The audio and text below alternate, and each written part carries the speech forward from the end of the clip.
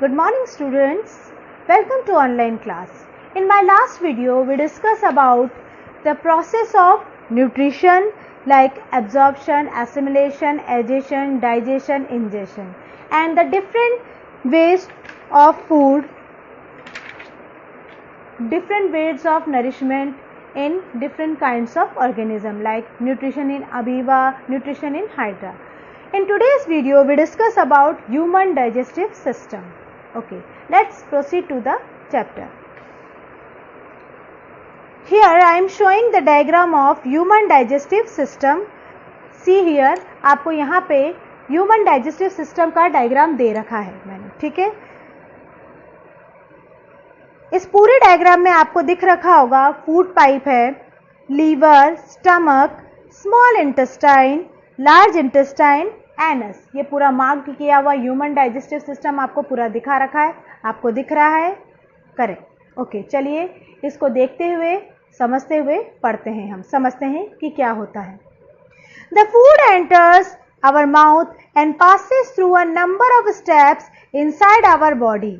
Food enter होता है हमारे माउथ से और पास होता है बहुत सारे स्टेप्स के साथ हमारे बॉडी के अंदर। After partial digestion in the mouth, एक चीज हमेशा याद रखिएगा, मुंह के अंदर पार्शियल डाइजेशन हो जाता है बिकॉज हम जो फूड लेते हैं वो सॉलिड फॉर्म में होता है और जैसे ही हम फूड को चबाते हैं तो हमारे मुंह के अंदर एक लिक्विड सब्सटेंस प्रेजेंट होता है। उस लिक्विड सब्सटेंस को हम कहते हैं, करेक्ट, उस लिक्विड सब्सटेंस को हम कहते हैं सलाइवा।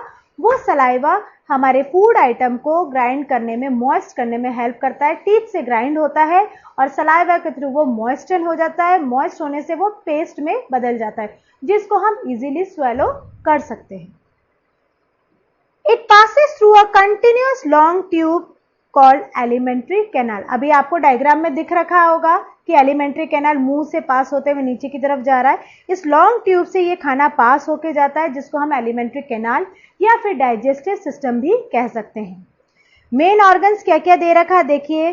सबसे स्टार्टिंग में बकल कैविटी है, फूड पाइप है, उसके बाद स्टमक है, स्मॉल इंटेस्टाइन है, लार्ज इंटेस्टाइन, फिर rectum and anus.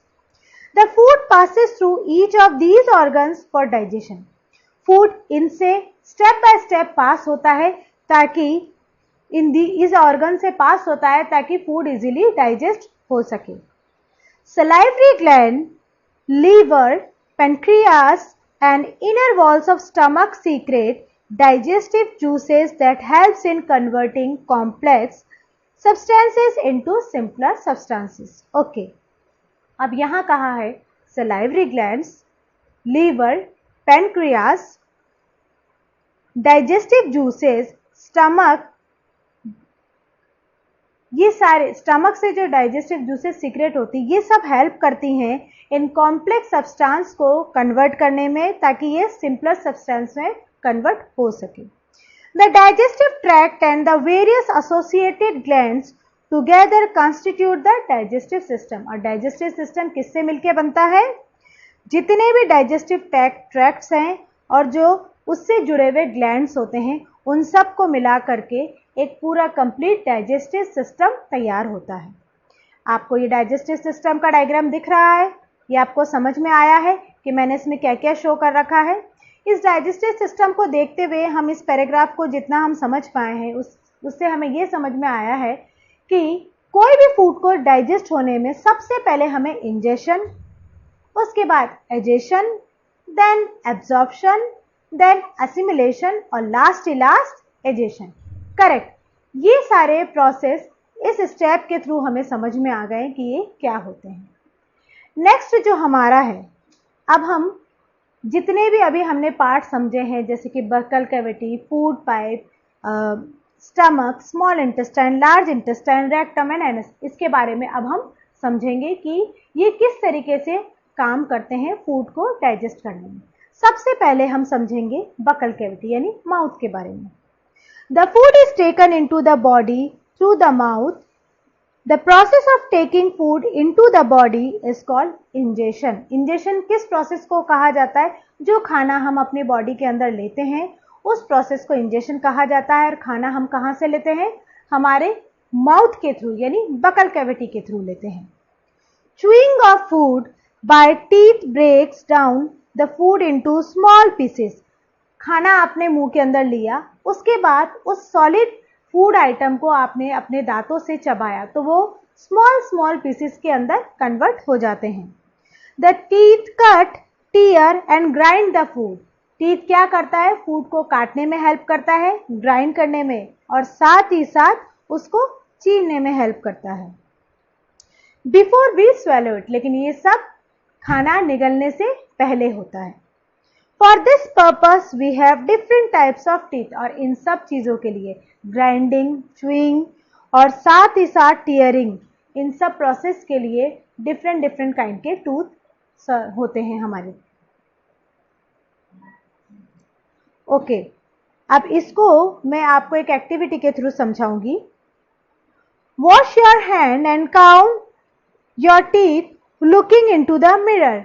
Touch and feel each tooth. Take any fruit and bite it. Observe which of your teeth are used for bring cutting, tearing or grinding. Okay. अब यहाँ लिखा है कि आपको एक fruit लेना है और उसको बाइट करना। अब फ्रूट को आप कहाँ से बाइट करेंगे? फ्रंट टीथ से टीयर करेंगे, यहाँ से चबाएंगे इस तरफ से। तो आपको समझ में आ गया कि हमारे जो मुंह में टीथ होते हैं वो अलग अलग प्रोसेस के लिए होते हैं। फ्रंट वाले जो 4 टीथ्स होते हैं वो हम बाइटिंग के लिए यूज़ करते हैं, उसके जस्ट बैक में हम टीयरिंग के लिए यूज़ करते हैं, उसके जस्ट पीछे जो होता है वो हम ग्राइंडिंग के लिए यूज़ करते हैं। अब नेक्स्ट जो है वो हमारा बकल कैविटी के अंदर टीथ हमने पढ़ लिया। उसके बाद नेक्स्ट जो हमारा पार्ट है वो है हमारा टंग। टंग क्या करता है? फूड का मूवमेंट करने में हेल्प करता है। अच्छा, उससे पहले मैं आपको बता दूं कि टीथ के जो काइंड्स हैं उसके जो नेम है वो आप थोड़ा सा सुन लीजिए। टीथ के काइंड के नेम्स जरा आप सुन लीजिए। टीथ के जो काइंड्स होते हैं वो होते हैं molar, premolar, canine, incisor. Molar, premolar, canine, incisor. अब चलिए ज़रा हम थोड़ा सा इनके बारे में भी समझ लें टंग को समझने से पहले। इंसीसर्स क्या होते हैं? The 4 middle teeth have straight and sharp edges. They help in cutting and biting food. जो ये स्टार्टिंग के जो मिडल टीथ जो होते हैं 4, वो होते हैं थोड़े से स्ट्रेट और शार्प एजेस होती हैं इनकी, जो हमें खाने को कटिंग करने में और बाइटिंग करने में हेल्प करते हैं। इन्हें हम इंसीसर्स कहते हैं। कैनाइन्स क्या होती हैं? 1 tooth on either side of the incisor has sharp and pointed edges. Incisor के जस्ट पास में, यानी 4 टीथ ये है, उसके जस्ट पास में एक टीथ होता है, उसे हम कैनाइन बोलते हैं, जिनकी जो एजेस होती है वो पॉइंटेड होती है और शार्प होती हैं, और वो हेल्प करती है पियर्स करने में। पियर्स यानी छीलने में। आपको गन्ना छीलना हो तो आप इसी से छीलेंगे, इसे हम कैनाइन्स बोलते हैं। उसके बाद है pre molars. 2 teeth on either side of canine. Canine के बाद वाली जो 2 दांत होते हैं वो फ्लैट होते हैं सरफेस में और हेल्प करते हैं च्यूइंग और ग्राइंडिंग में, और साथ ही साथ हार्ड फूड को इजीली ग्राइंड करने में हेल्प करते हैं, और इसे हम प्रीमोलर्स कहते हैं। और मोलर्स क्या होते हैं? लास्ट के 3 टीथ होते हैं, 3 teeth on either side of premolars. Okay, have that edges, flat edges and are bigger than them. Premolar से थोड़े बड़े होते हैं ये molars. They also help in the cracking. जैसे कि प्री मोलर हेल्प करता है क्रैक करने में, ग्राइंड करने में, उसी तरीके से मोलर्स भी हेल्प करते हैं, बस मोलर प्री मोलर से थोड़े से बड़े होते हैं।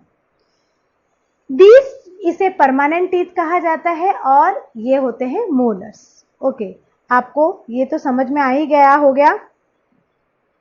मोलर के लास्ट में जो होता है उसे कहा जाता है विजडम टीथ। उसे क्या कहा जाता है? Wisdom teeth.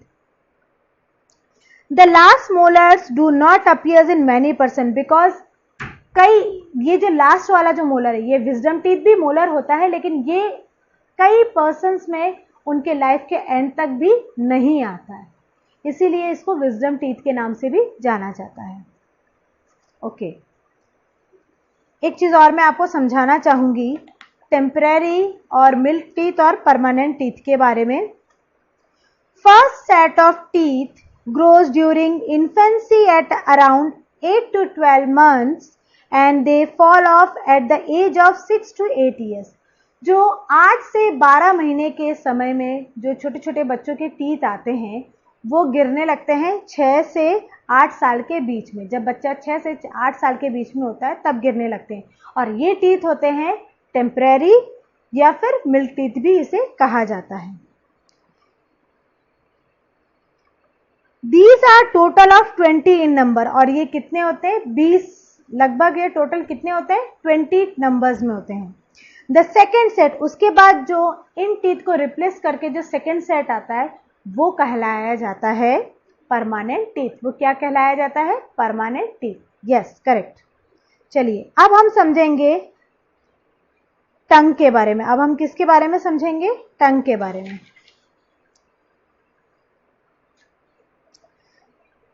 The water that you feel in your mouth is saliva. जो भी हमें मुंह में पानी जैसा महसूस होता है वो सलाइवा होता है। Which is secreted by the salivary glands. जो कि कौन सीक्रेट करता है correct salivary glands. The digestion starts in the mouth. क्योंकि डाइजेशन सबसे पहला जो इनिशियल डाइजेशन पार्शियल डाइजेशन जो होता है वो हमारे माउथ से होता है और उस पार्शियल डाइजेशन को करने में हेल्प करता है salivary gland by releasing saliva. Correct. The saliva also make food easier to swallow by making it moist and slippery. Saliva क्या करता है आपके फूड को नमी प्रोवाइड करता है, मॉइस्ट करता है, एक पेस्ट के रूप में बदलता है ताकि आप उसको इजीली स्वेलो कर सकें। The tongue is a muscular fleshy organ that also helps in eating food. आपका जो टंग होता है उसे हम मस्कुलर ऑर्गन कहते हैं जो फूड को एक जगह से दूसरी जगह डायरेक्शन चेंज करने में यानी पूरे मुंह के अंदर राउंड ऑफ घूमने में हेल्प करता है। It is attached to the back of the buccal cavity. ये एकदम यहाँ पे लास्ट में हमारे बकल कैविटी के एकदम लास्ट से अटैच्ड होता है। It help in mixing the food with saliva during chewing and swallowing the food. जब हम खाना चबा रहे हों और जब खाना निगल रहे हों खाने को सलाइवा के साथ मिक्स करने में ये हेल्प करता है। It also helps to taste the sense of food. Food का क्या टेस्ट होता है इसको भी सेंस करने में हेल्प करता है। फूड का सेंस कहने का मतलब फूड मीठा है, फूड खट्टा है, फूड मिर्ची है यानी नमकीन है या तीखा है, इसको सिर्फ हमारे टंग ही बता सकता है। यानी टंग में कुछ ऐसे पोर्स होते हैं, कुछ ऐसे पॉइंट्स होते हैं जो हमें हेल्प करते हैं फूड में मीठा है खट्टा है इसको सेंस करने में। To taste sweet salty sour and bitter taste we have different taste bud. और टंग में अलग अलग टेस्ट बर्ड होते हैं जो सॉल्टी स्वीट सॉर इनको फाइंड आउट करने में हेल्प करते हैं। These taste buds are located in specific areas of the tongue. और ये टेस्ट बर्ड टंग के स्पेसिफिक एरिया में प्रेजेंट होते हैं। आज की वीडियो में इतना ही। मैंने आपको टीथ के बारे में समझा दिया और आपको टंग के बारे में समझा दिया। इससे रिलेटेड आपको नोट्स मिल जाएंगे, आपको वर्कशीट दी जाएगी। वर्कशीट को आपको प्रॉपर तरीके से पढ़ना है, नोट्स को आपको प्रॉपर तरीके से पढ़ना है, मेरी वीडियो को अच्छे से देखना है, समझना है। उसी के बाद आपको वर्कशीट कंप्लीट करना है ताकि आप प्रॉपर तरीके से वर्कशीट के आंसर दे सकें।